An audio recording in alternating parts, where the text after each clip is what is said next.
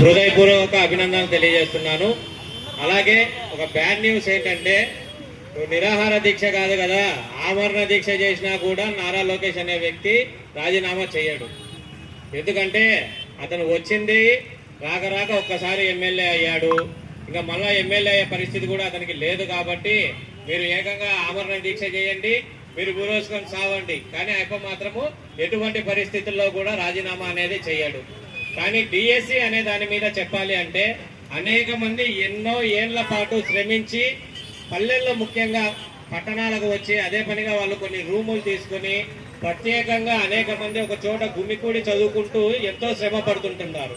అటువంటి వాళ్ళను వెన్నుపోటు పొడిచి ఈ డిఎస్సి ఉద్యోగాలన్నీ కూడా ఎవరైతే పేకాట బాగా ఆడింటారో, ఎవరైతే తాడాట బాగా ఆడింటారో అటువంటి వాళ్ళకు ఉద్యోగం ఇచ్చాడనమాట. అంటే ఈ చదువులు అనేటివి ఇంకా వ్యర్థం. చదువులు నేర్చుకునే దానికంటే ఎక్కడైనా పేకాట క్లబ్కు పోయి బాగా పేకాట ఆడటం నేర్చుకున్నా కానీ, లేదా ఎక్కడైనా చెక్క బొమ్మ ఆడటం కానీ, తొక్కుడు బిళ్ళ ఆటలు నేర్చుకుంటే మన లోకేష్ గారు ఉద్యోగాలు ఇస్తారు. కాబట్టి అందరూ కూడా మన లోకేష్ గారు చేసినటువంటి నిర్వాహకం చూసి తొక్కుడు బిళ్ళ, పేకాట ఇట్లాంటివి నేర్చుకుంటే ఈ కాలంలో మంచిది అనిపిస్తుంది.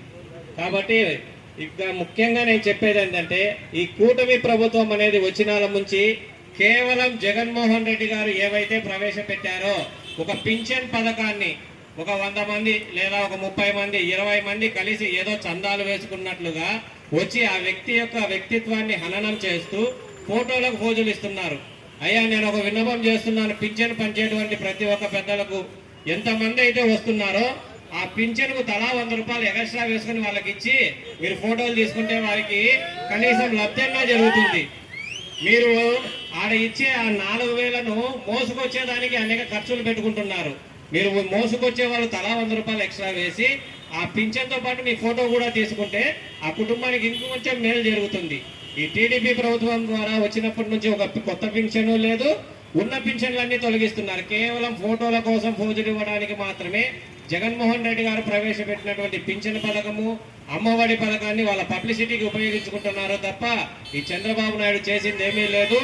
ఈ 2 ఏళ్ల పాలనలోనే ఎన్ని ధర్నాలు చేశామో మనకే తెలుసు. కానీ ఈ ప్రభుత్వం ఈ 5 ఏళ్ళు కూడా కొనసాగుతుందన్న నమ్మకం అయితే ప్రజలకు కూడా ఎవరికీ లేదు. కాబట్టి రాబోయే కాలంలో మళ్ళా వచ్చేది జగన్మోహన్ రెడ్డి గారే, ఇది తథ్యం.